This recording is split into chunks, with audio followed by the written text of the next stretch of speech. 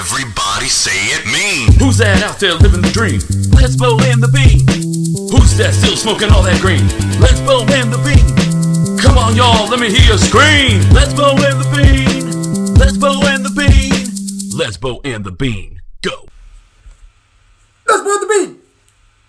Welcome back, post-fight 106. Eventful night. If we told you to watch out for some screwy shit, we were 100% right on that, were we not?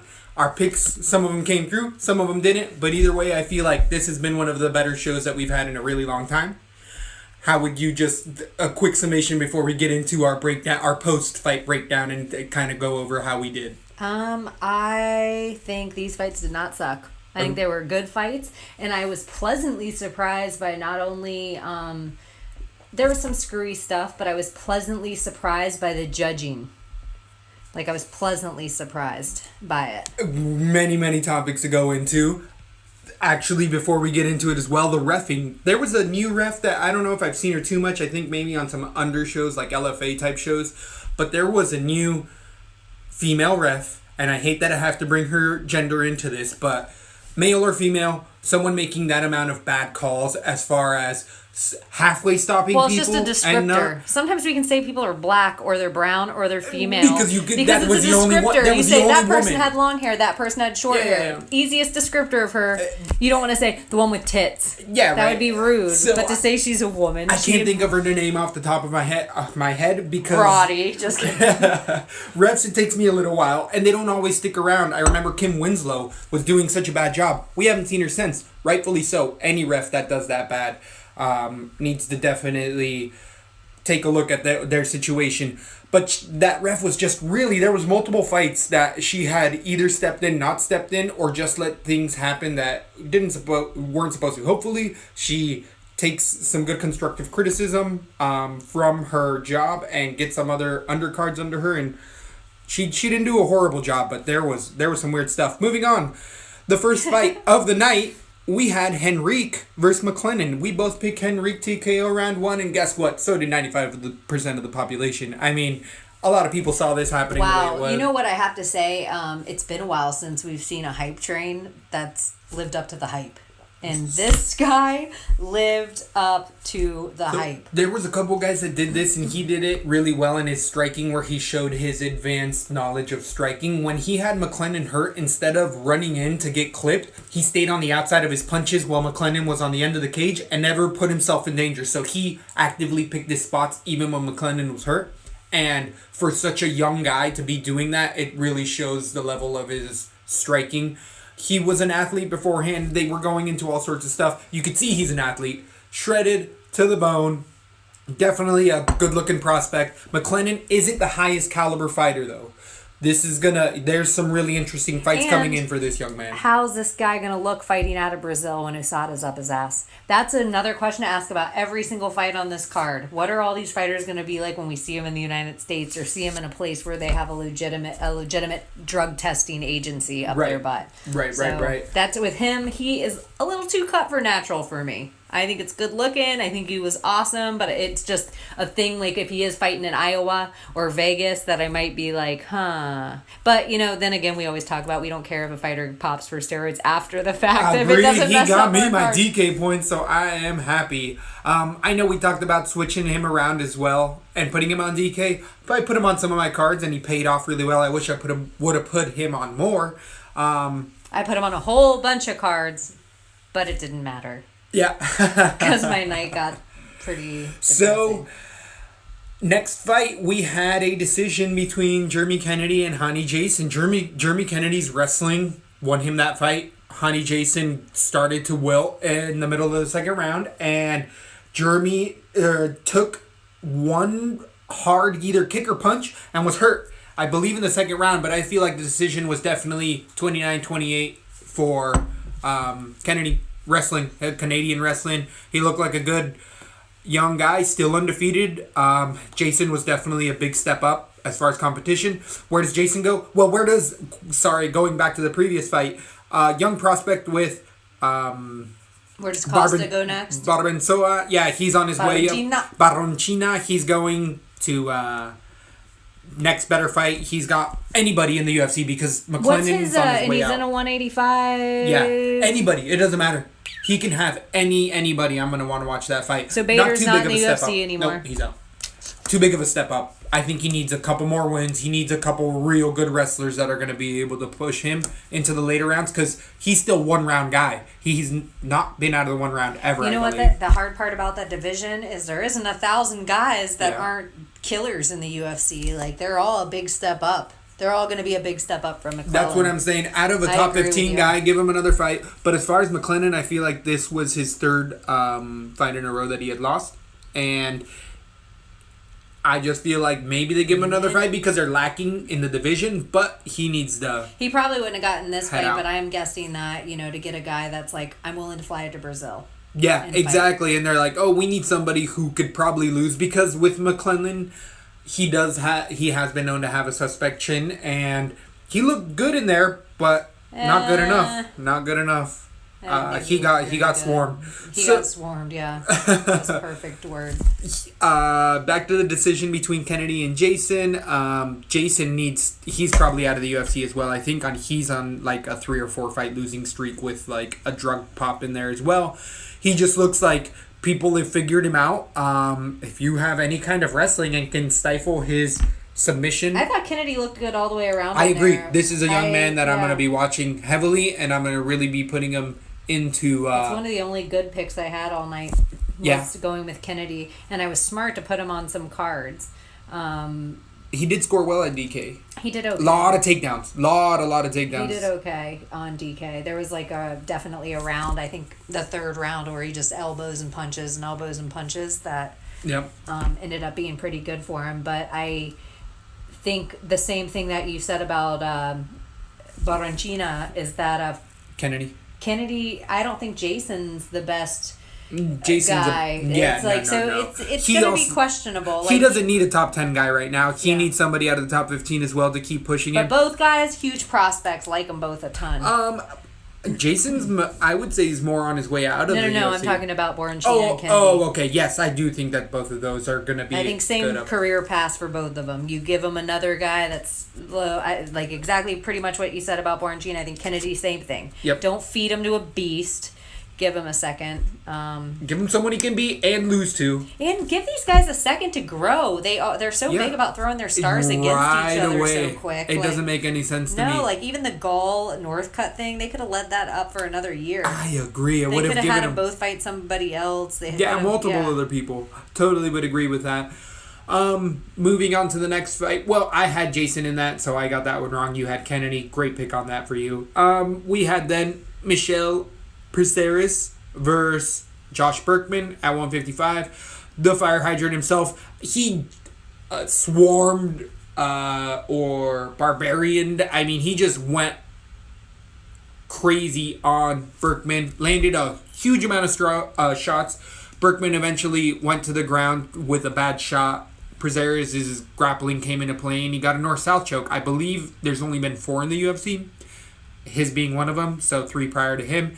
And it's elite. That north-south choke with that's elite level jiu-jitsu. We knew Prazeres had it. He just hadn't used it, and we thought Berkman's wrestling was going to be able to work better. But in a minute 40 seconds, Berkman... Oh, garbage.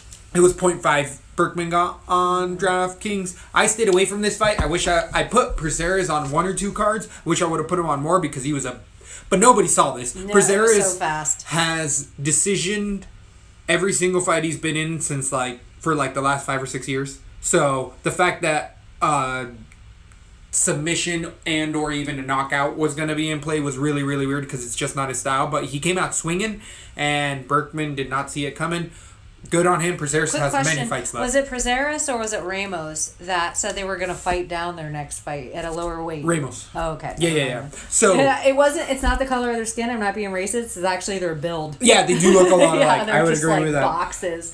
So post-fight, Berkman put both of his gloves in the center of the ring, which is... Bye-bye, Berkman. Yeah, it's essentially him saying he's retiring from...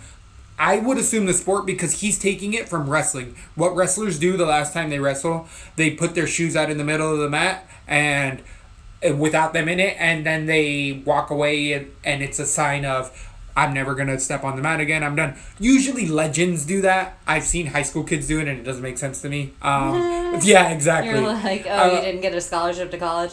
Yeah, exactly. Just like, oh, no. You need to be like an Olympian to put your shoes out on the mat. But Berkman essentially did that, and then he came out on the post-fight press conference and or just interviews that he had that he didn't mean it as him stepping away from MMA. What the hell did you mean by it then? Did you see that right? That he just met the I didn't pay organization? He said that he... well, then that just means like, oh, you got fired. Yeah, you know you're on your way out. So if you would have won, you would have held your... I think so. At least that's what I remember reading via Twitter last night during all this. And then I watched a little GIF clip that was on like the Twitter spot from UFC. Prazeres, you can give him top 10 guys. You can start to he's really, if he can use his grinding and striking like he just showed against Berkman, he's a little bit older, longer in his career, but he's making that real run for the belt. This is a Michael Johnson fight. Give Prazeres Michael Johnson. Ooh, that's a really good call. I'm tired of Michael Johnson calling out guys too far ahead of him. Give Prazeres, if you want to fight down Michael Johnson, if you want to see what it's like, fight a guy a little bit down. But we get to see you go out there and throw hands, and either of you, if you knock the other out, it's going to be amazing because it's going to be a stand and go fight, or it's going to force Michael Johnson to bring the wrestling out in him. And Prazeres is strong as shit. Yeah, and he has a gas tank too. Oh, I don't. Yeah, we didn't. We didn't even get there. He does. Yeah. The thing is I don't know enough about him, but I just his build and fighting style that I saw. I'm like, can you imagine Michael Johnson's running? I feel like style? I picked against Prazeres maybe his debut or a fight after. In the UFC because he had such a bad gas tank. I was like, never again. But after that loss, he has never shown a weak gas tank ever again. He's been able to outgrind grinders ever since his first fight in the UFC. He's going to be a tricky fight for anybody in that 155 division, and I think people are going to start kind of ducking him a little bit. I think he looks like a title contender. So, next fight at 135 pounds, I remember saying that Formiga leads with his head, and the headbutt that happened all night long was in this fight. The headbutt in this fight changed the complexion.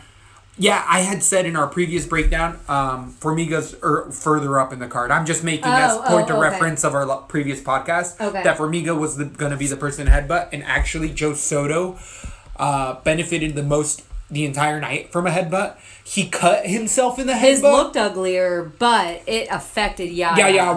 Yaya dropped and almost was submitted. Yeah, and Yaya never came back. He was on wobbly legs the entire rest of the fight. I would agree. So Joe Soto still looked really, really good. The wrestling took over. His takedowns really took over. Yaya gave up. That's what Yaya tends to do. If he knows he can't win a fight, he won't try to finish it. He'll just kind of lay there and has been out grappled and out jitzed before in the ring. So I think Yaya's on the way out. If not, he goes to other promotions. I feel like he's been on a pretty good losing streak. I agree with you. He's not hungry enough, and Joe Soto is. Yes. Joe Soto is going to come back from a loss, and I wish I would have listened to our first episode in the week again and again and again and reiterated to myself because I changed to Yaya last minute Saturday, and I wish I would have just stayed with Soto. This was one of my better underdogs was Soto, but I talked it out with you on the podcast, and I was just like, once I really started to break down what was going on, I think that's the benefit of listening to this podcast is you're listening to us real time, bring up situations that we see going about, and they're paying off. I think we're doing pretty well as far as it goes. And bringing up another good point that, I asked about elevation. You said it was at sea level, but at sea level, we're going to see humidity and heat. Humidity and heat in the arena. It's not going to be air conditioning. It's going to be hot. And the announcers made mention to that all night. And a lot of the fighters said, what did you want from me? I came out here and fought in a 95-degree arena. At night, yeah. Yeah, give me a break. It's happened before. So I think these are things that we're going to remind each other of and hopefully you of to bring into consideration when picking your bets, because you might know something about somebody else's cardio that we don't know, and we're just going to bring up the elevation and that might trigger you for something. So I definitely think listening to the real time as opposed to us have it all written down of our picks and just sticking with those, and this is why, and here's the highlights from these clips, let me show you why I picked this guy. It's better to be like, what about that fight? Who did he fight before? So right. So, moving on to Sergio Moraes versus David Ramos. This was a decision. Wait. Where does Soto go next? Oh, sorry. So Soto, he's really, I don't think he's in the top 10. I think he might be in the outskirts of like that 15th range. I think he's fought for a championship belt, a 5-rounder, because he came in on short notice, and then he's only lost one other fight and been on a 4-fight winning streak now at 135. He has a few fights. I could see him against a lot of people stylistically. Did he call somebody out? Because he's been known to Has call he out fought other Bruce people. Leroy yet? Bruce Leroy's at 145. Oh, is he? Yeah. McCall. Oh, Bruce Leroy, is he at? Yeah, 145. I was thinking 155 for a second. Ian McCall. Yeah, take the Ian McCall fight and then just make weight. Just make weight. Just right. That's the first battle that you'll probably end up winning. Because if you don't fall out, he will. So, I mean, it's just the curse Easy of money, Uncle Creepy. Soto, so you better be. But, so Soto didn't call anybody out post-fight. I don't remember. And I didn't actually watch the post-fight, but as far as in the ring with the announcer there. So, I think Soto, bright future, Yaya should be stepping away. I think he looked in there like he didn't want to keep fighting, and once that starts to happen to you in the ring, it's just, I'm not going to be behind Yaya at all, and I really haven't been for a while. Now we can move on. Moving on. Yeah, I guess there's not even any good fights for Soto to worth talking about, so. Yeah. Moving on. So, Sergio Moraes, we had a short notice replacement with David Ramos. Ramos reminded me of a Paul Harris / Prazeres with his stature. The fact that dude cuts to 155 pounds, because this was his debut against Moraes with the falling out that happened with the fight. Sergio Moraes should have finished his fight multiple times, but it never really happened. Ramos was swinging for the fences the entire time. Moraes would half come in, and Ramos would just throw everything into his punches, and Moraes just couldn't put himself in that option to potentially get knocked out, and he didn't, and that turned it into a really boring decision. Moraes didn't look bad, didn't look good. I think he kind of stays where he's at. This is what I just think Moraes he will only fight in Brazil. We're only going to see him fight in Brazil ever. And he's never going to finish in U1 again. So you can always put whoever's going to go against him in Brazil, he's going to friggin' win because the judges love him. And it's going to be a sketchy win. This was the only one that I felt like, it's a little sketch. Even though I had Moraes, we had him on Lesbo and the Bean. It was a boring fight. Yeah, boring. It was a boring fight. So I just kind of feel like we're not going to see him do anything. He's always going to be a card filler in Brazil just to fill arenas. And stay away from it. It's never going to be worth the points of the favorite he's going to be against the cans they give him from this point on. I could see him fighting a bunch of people. I think that definitely Moraes is in that 7th, 8th, 9th position, or fighting guys that are in that position as far as the 170 division, because it is a bit lacking. And if he doesn't fare well against him, which I think he could do pretty well against a lot of people, because he was training for somebody up until a couple days before. So his training camp was ready for something completely different. Unless they're going to give, feed Moraes to Robbie Lawler as a comeback fight. I don't think that's a feed. I think that would be a really fun fight that I would like to watch. It'd be a big step for Moraes, but Moraes needs to do that at his age. It's now or never. It's not exactly. And Robbie Lawler he needs to get those top 5 fights. Down. He needs, if it's going to be a grapple, he needs not the battle. He does not need a fucking war. I like that Lawler pick. I think that would be actually a wonderful fight for Moraes next. Both of them. David Ramos, if he moves down to 155 pounds, I'm picking him everywhere. That dude barely made 171 pounds. I agree with and you. Was a fucking tank. What a beast. Absolute one to look tank. out for. It's weird because it's like I actually am more excited about the loser in this. No, fight. I would agree, and that's the perfect point with that, and that's where coming back and looking back at the card, it really helps our betting in the longevity of it, because we're like, later on in our breakdowns, remember when that guy lost, but he really fared well. Stuff to keep watching. Really fun fight coming up next with Kevin Lee versus Francisco Trinaldo. We were split on this, actually. We were split, and you were dead on with it. And I actually called it a TKO round 2, and it ended up being a submission, but it was because the strikes set up the submission. Give up the back submission. But Trinaldo hurt the living shit out A few times. Yeah, It made me Lee. think that Kevin Lee, like, okay, he has a tougher chin now. Like, whatever happened. Oh, damn, he took some bombs. But that's what I was worried about initially. Because I thought this fight was over a few times where I'm like, yep, Trinaldo got it. There's no way he's going to live through all these strikes. And there was a couple times Kevin Lee didn't even move his head because you could see his brain settling. And then Trinaldo hit him again. And it kind of woke him up. Trinaldo, though, gassed a little bit. Did he gas? Yeah, he flurried at the end of the first round, good. and then he started to gas, and then it was a head kick that started the onslaught for Kevin Lee to finally finish that fight.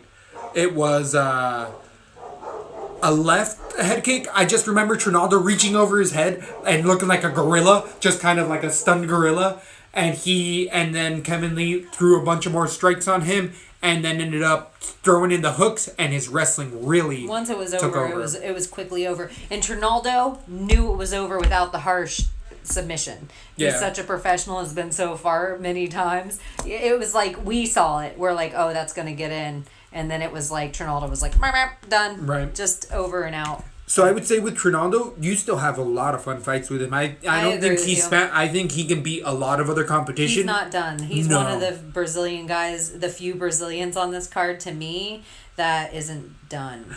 Even with his 38 years of age. I can't believe it. Right? He actually looked really good in this fight. I thought agree. I agree, and I think lesser fighters other than Kevin Lee will not And withstand that Trinaldo barrage. also had a tough chin in this fight. Oh, yeah, didn't he get got hit knocked out. multiple times prior he did to. not get knocked out. Multiple. Submitted, and I think that's a testament to Either fighter. Yeah, so, yeah, and I will say I'll probably go with Trinaldo if he fights in Brazil every time from now on. Cause No, I agree. I think Trinaldo, it's hard for me to pick against Trinaldo. You Because just really like Kevin Lee. You but think he's going places. and that's what I would say. You need to start giving that Kevin Lee those top 10, top 5, 6 guys.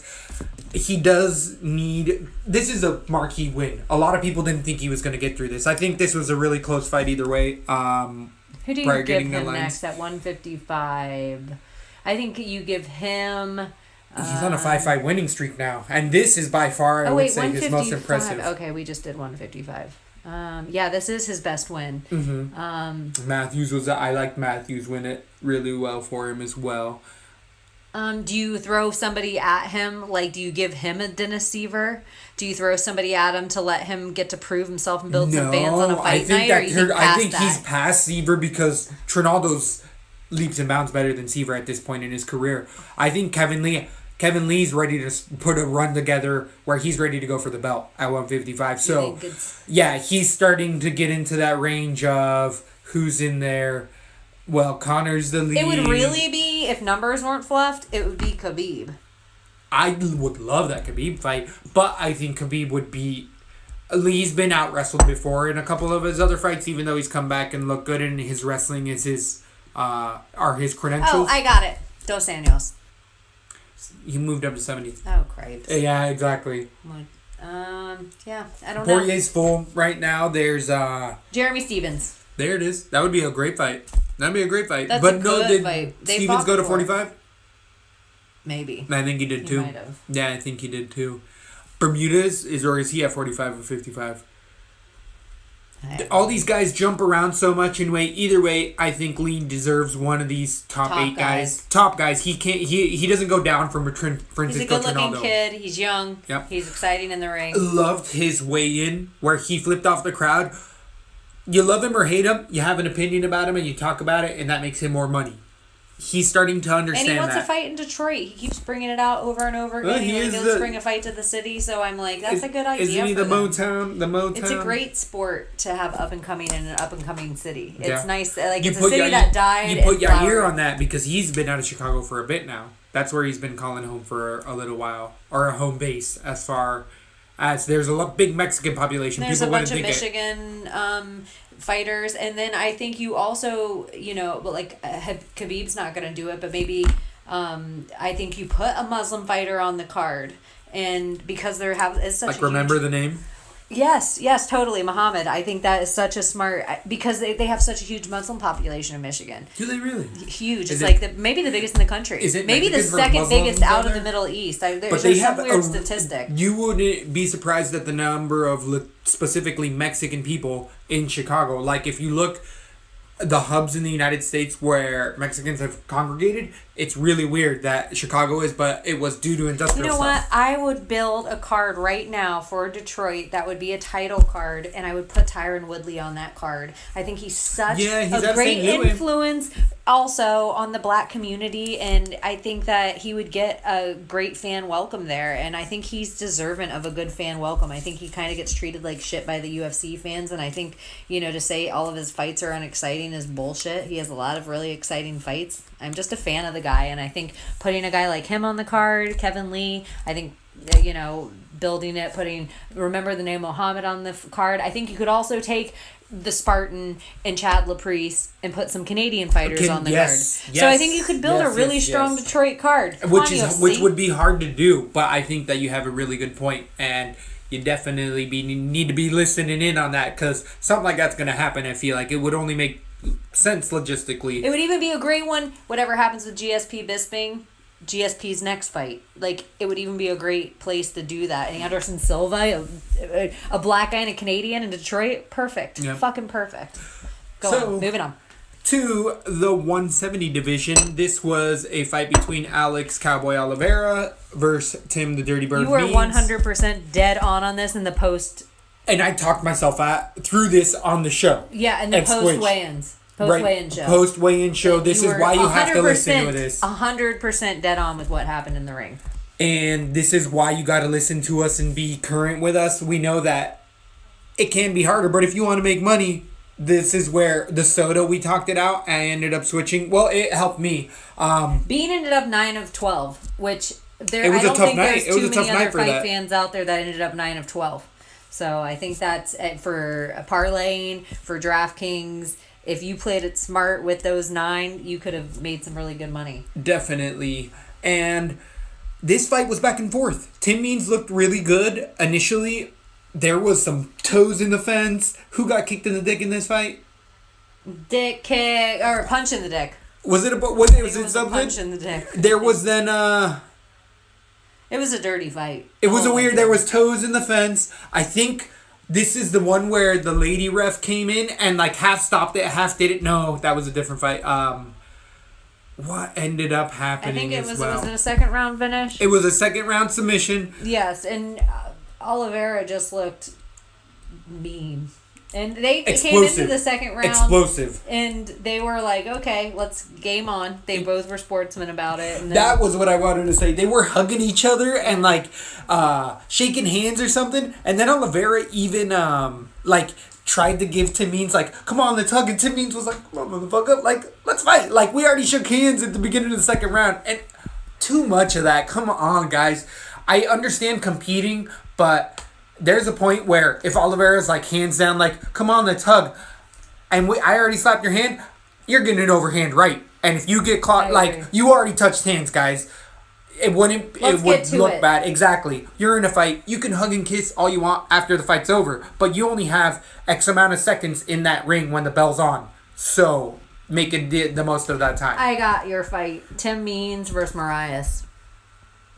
I'd love that. That's a great fight. Because Marias needs a fight up, and Tim Means, he's getting older. He's a gatekeeper. And I feel like the best performance we're going to see out of Tim Means is his last performance, the one that the weird knee down to the Oliveira. Yeah, to Oliveira. It was like Tim Means was on, all cylinders were firing, but it's like at his age, those fights aren't going to come together for him as much anymore. Was there many body shots? Did that start to happen? How did he start to knock him down? Because the submission came because the striking was starting to really get on point for Oliveira, I feel like it was leg kicks. I don't know why I can't remember. Like, that was the moment I lost attention span in the fight.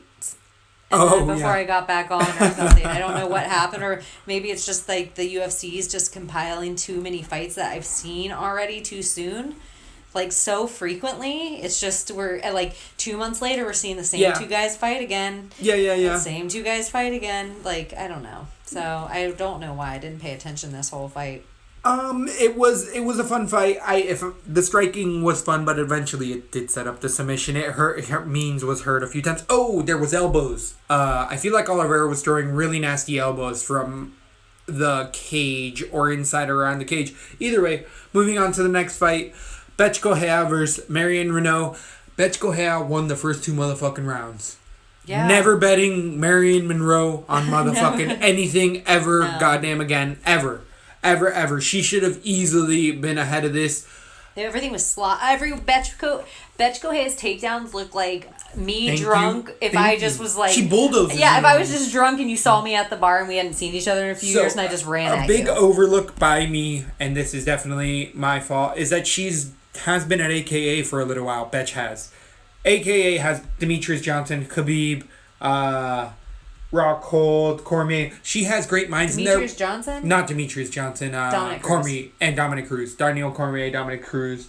But she has great minds. All the coaches there as well are elite. So even if her skills aren't up to bar, they're going to put her in with the best game plan to give her the most advantageous. Bethe looked like the best Bethe. I hate to say it. I agree. She looked like the best version of herself that I've ever seen. And I still am going to try to fade Bethe. Like I've been saying before, I try to fade Bethe every time, and she somehow just... weasels her way out. Yeah. She did win the first 2 rounds. I mean, Renault was flat-footed. Flat-footed. Didn't move her head at all. Just kept it right in the middle line. Right. Like, was getting. But that's she was part of getting the problem. blitzed. I think Renault is a counter striker, Yeah. and the way that But Bethe was perfect for that because No, she ran in on the that's line. what it was though. But she never ran back out. She never was trying to punch in and come out. Mm-hmm. She just hauled in, and so once she was inside Renault's box, it was like she was all over her and took her down like a drunk girl. Like she took her down like a drunk fat girl. It was like crazy. Renault, and she looked at least 20 pounds heavier than Renault in the ring. Oh, at yeah. least. Yeah, She looked like hefty. But was it just me, or did Bethe look wobbly from the get go? She just had looked the like, weirdest it legs I ever But seen. it was like shaky knees and heels, and when she would beat, if I were a fighter against her, and I would see that all of a sudden, because I feel like I started to notice it last night, she was really shaky, and then as soon as she was about to pull the trigger on a punch or a strike, it all hones in, and she throws a strike. So that's a tell. So it's like, oh, she looks a little wobbly. Boom. She's centered. Yeah, back up. Let her throw her strikes. Come in. These are all little itty bitty things. Or when she gets wobbly, if you Stephen Thompson or lower, kick her ankle, like kick her out from her under legs. her and I just think knock that you her down. could She got really wobbly, like weirdly before her strikes. But I don't think it was strikes. I think that's just her. She could have some other things going on. But I do think that leg strikes against Bethe are going to be, if a woman wants to beat her and stay striking with her and not just beat her on the ground, because guess what? What we were saying was Renault's going to take her right to the ground in round 1, finish the fight. She did it in round 3, and it paid off. That's why this was a draw, because it was 10-8 round. It was a 10-8 round. We called it. A lot of people were bitching about this, but you and I were on the same page with this. Like, Bethe won the first 2, then it was a 10-8. It's going to be a draw. This is a draw, and we totally called it, and it's right. The judges got this one right, which is rare, which the judges did a good job. They were calling it right all night long. The judges were good. The refs were questionable, but, it was just that lady ref. I actually have to say Herb Dean had one of the better... Herb Dean wasn't there? Was that Big John? Big John. Big John. Oh, Big John did sketchy shit. There was a couple weird Big John spots. See, Herb Dean had his best night. He wasn't even there. He wasn't even there. He finally called some right. So Bethe, where does she go? Where do either of these ladies go? Who gives a shit? Exactly. I'm going to fade both of them is what I learned from this. I agree with you. A lot of other people. We put Renault against I, because who cares about either of that either. So I just think this is one for something. Let's move on. We got good fights. We have a decision, and this was close. I would say close to our Leslie Smith. It didn't turn out to be our Leslie Smith, but we both agreed on this underdog, and he came through. The wrestling won it exactly how we were predicting. Boards wrestling took over in that second and third round. I would say he gave up that first round. Formiga came in with all of his veteranship and beating Formiga, who's in the third spot right now. Ray Borg took a huge leap in the division. Ray Borg only has top 3 guys to fight. And the scrambles in this fight were amazing. Unbelievable. Best scrambles of the year. Unbelievable scrambles. There were so many times where I'm like, this guy has it. This guy has it. Now this guy has it back. Reversal. It was beautiful. If you want to watch two guys going at it, and where the Hanayaya versus Kennedy, where you saw a guy quit in a spot, neither of these fighters at any point of this fight quit. Both of these fighters were trying to win the whole time, but I do think that specifically in the third round, Borg's wrestling, the takedowns started to come much more easily by the end of that third round, and that was a testament to the first 2 rounds of Borg just keeping it on Formiga, and we saw a huge test passed in Ray Borg.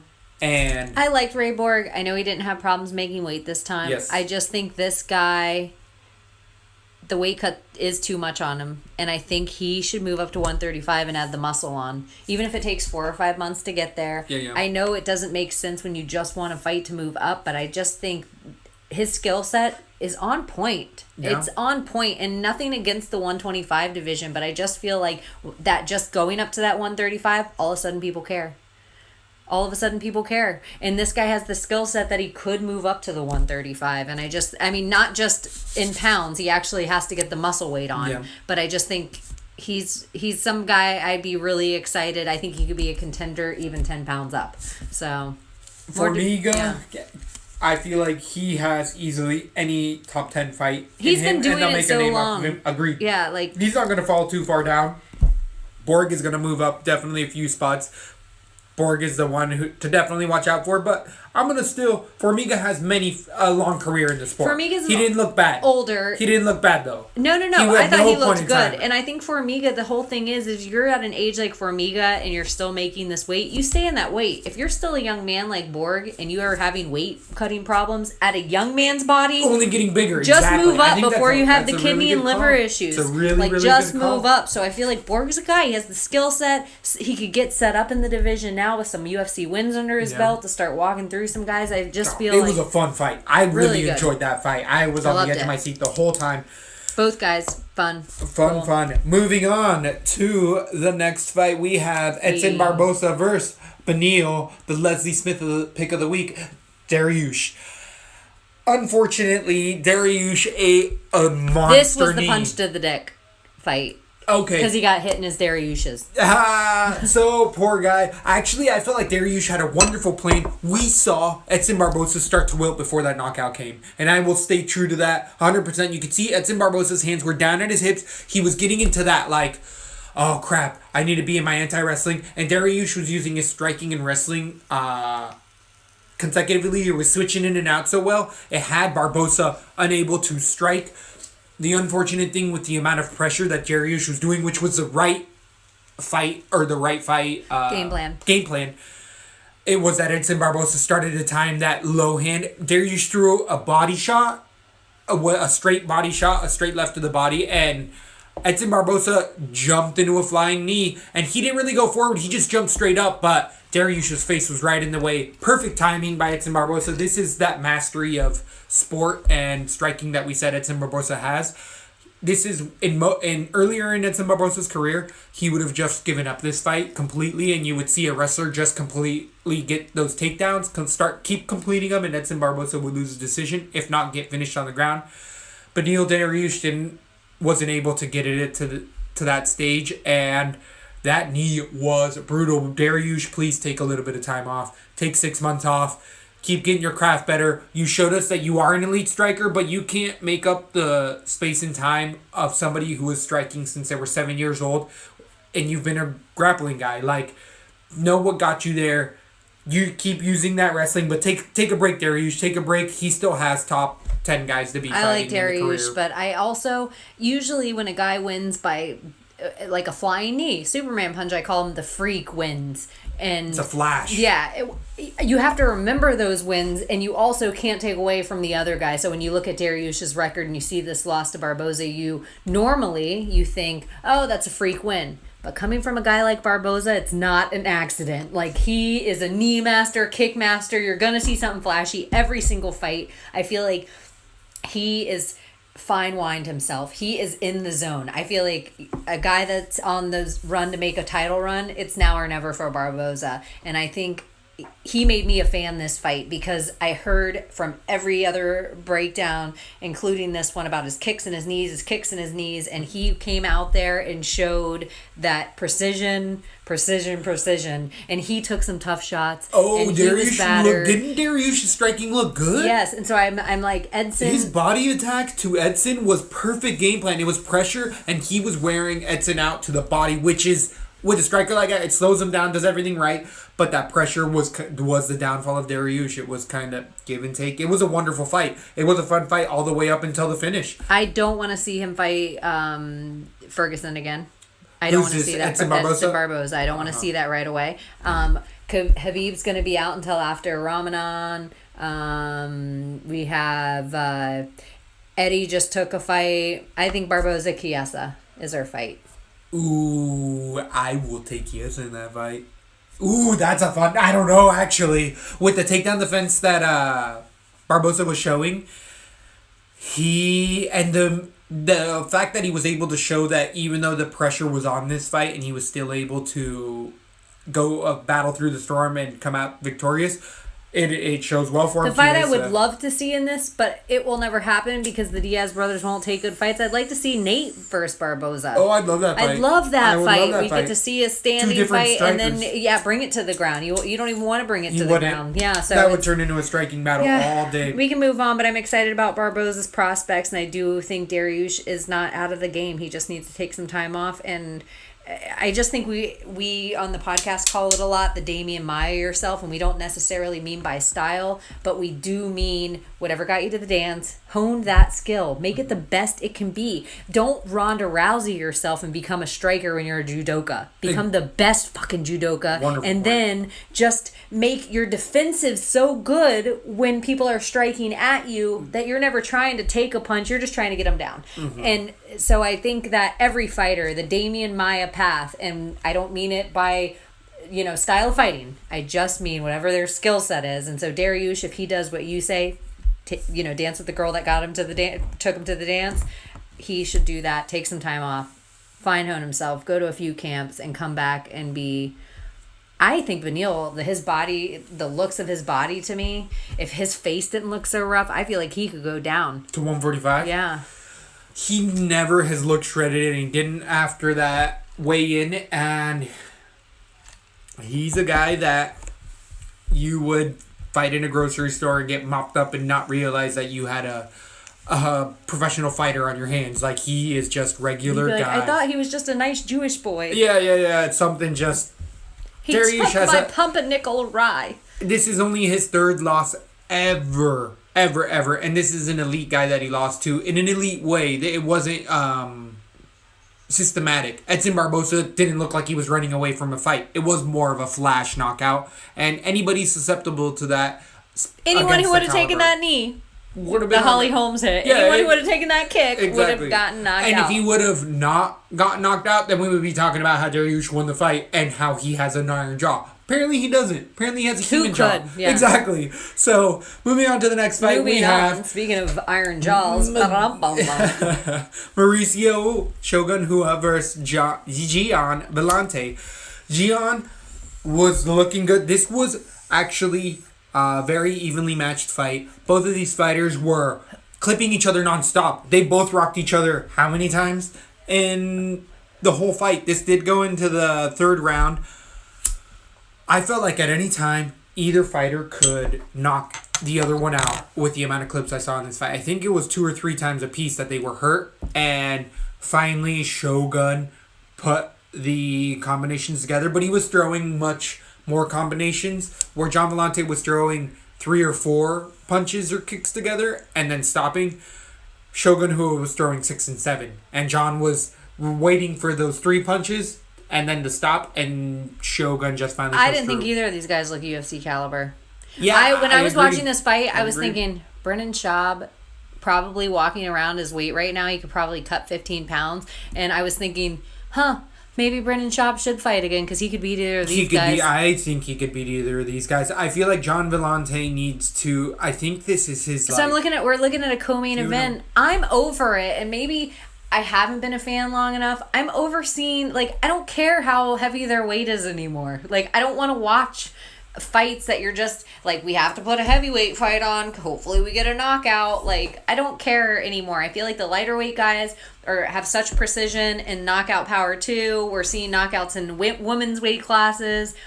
These guys, I just didn't think it was a UFC caliber fight. I was almost angry watching it. And I feel like the UFC does these guys disservices by making them fight into their twilight. It was Hua, because Hua says he wants to keep fighting, and I would say he should step away. I've been saying it for a little while now. But guess what? He wants to keep fighting, and there was not at any point in time that Shogun did not show me that he didn't want to win that fight. Haniaya showed me that he didn't want to win a fight. Shogun, at all times, was ready to try to finish that fight. He was walking forward. Even when he was hurt, even when he wasn't. But I just felt like Gian Violante, they just both it was a weird fight to watch. It was weird. And not having a lot of, technical knowledge about fighting, I just felt like both guys looked lazy. Both their hands looked low. Both of them were keeping their heads on the middle line. Both of them looked predictable. Both of them, it was just like, oh my gosh. I just felt like I was watching two guys not at the top of their class, and if we weren't in Brazil, at least there was action because of the last couple of pay-per-view main events. It's like, well, it wasn't the worst fight this year, but I don't know, whatever. So I had Vellante in this, and this one didn't. Maybe that's why I'm so bitter. Disregard everything I just said. I might just be bitter. We have the main event with Kelvin Gastelum versus Vito Belfort. Everybody called this fight the exact same way we did. TKO round 1 or 2. This didn't get out of the first round. Kelvin looked amazing. Incredibly crisp striking. I mean, his 1-2 is one of the best in the entire sport. I would say in boxing, his 1-2. His jab to his immediate straight punch down the pipe was all he's really used in a lot of his last 5 to 6 fights, and it works on everybody. Why? Because he has an incredible jab with that. He has the 1-2 perfected, and I guarantee you people are going to start talking about it later, and the Bean is telling you people are going to start noticing that, but he's using it at elite levels. Use it against Kennedy, use it against Woodley, everybody, Hendricks, and it works because it is beautiful. Watch this young man's boxing.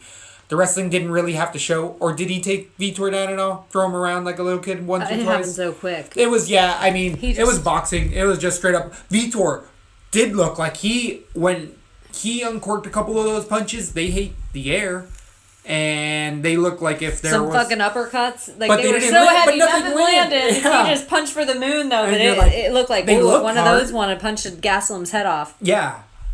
But they didn't. So what are we going to do? What do you do for Belfort? I feel like you were telling me in the post-fight presser he was talking about a senior division. Yes, he was talking about how about 3-minute rounds, a minute and a half between each round. And there's an age limit. I have no... jiu-jitsu, a senior division is jiu-jitsu have a 30 or 40 and above, and it's only certain ages can You can only spend 30 seconds on the ground. That's not UFC anymore. No, go do and I something just to be get out of here. I don't even want to see it on my cards. I'm so go to tired. Russia. And I know everyone's like, yay, Anderson's back. I'm so tired of walking out these guys that it's just we're just filling time with a name where we could be filling time with a fight. And I'm starting, you have up-and-comers like Boran China on this card where it's whoa, this guy could have been a little higher up the card and there could have been another fight on here instead of maybe Belfort. Or Gastelum could be fighting someone. Belfort's still ranked. He's still ranked. Because he has viewership. He has such a longevity in the sport, and the fact that he's still fighting. But I just feel why don't Belfort and Rua and Moraes, why don't they just go on tour like a little Brazilian boy band and make stops throughout that? I mean, they could probably get a draw. All these guys, most of these guys do tours where they will go around their area and or internationally and hold, what is that?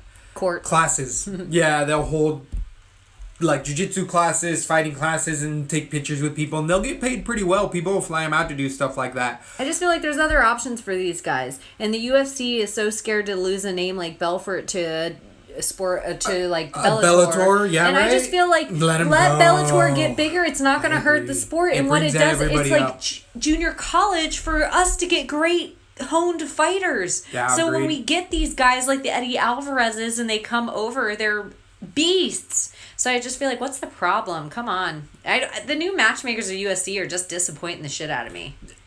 I don't know about that. I feel like as of late, this specific card and a couple other ones, there's been fights that I've been like, whoa, I didn't think they would put that one together. That really makes a lot of sense, and I've really liked it.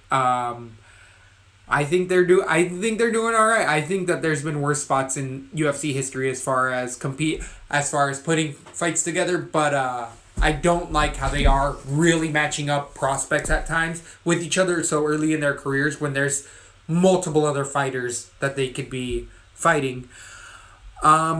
Anything else on the post-fight presser that stuck out to you other than the belt? We're talking about a senior division that nobody wants to see. No, I'm completely against that. I think that if you're talking about changing the sport, it's time for you to get the fuck out of the sport. Move along. This is a young man's sport. Always has been as far as combat sports.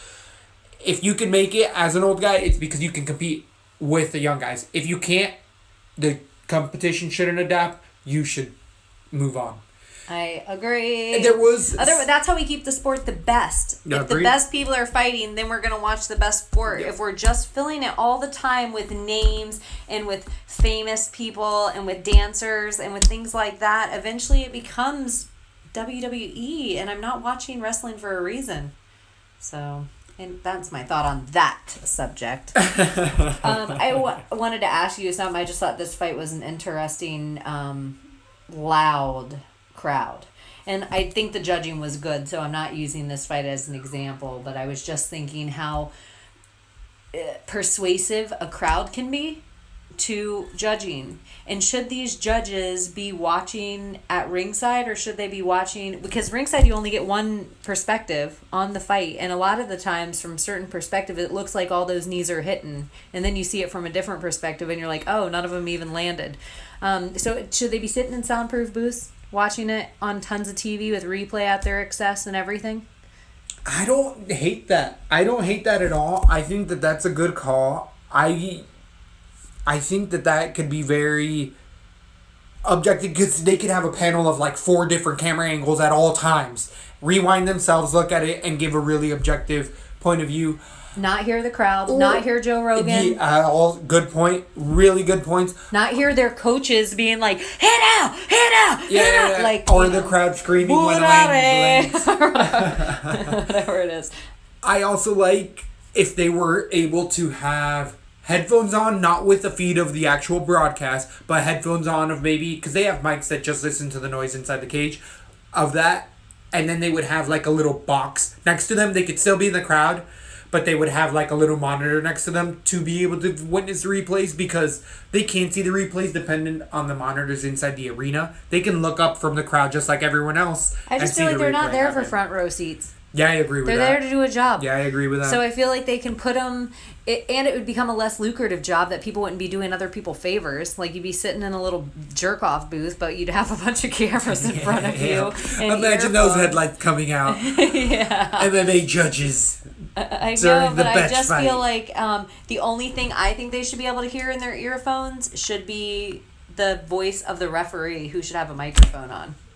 So if he goes to a fighter and says, keep your toes out of the cage, or curling your fingers, if you poke him in the eye, I'm going to take a point, or you know, grab the cage again. I think the ref should hear all these things. So they, I like that.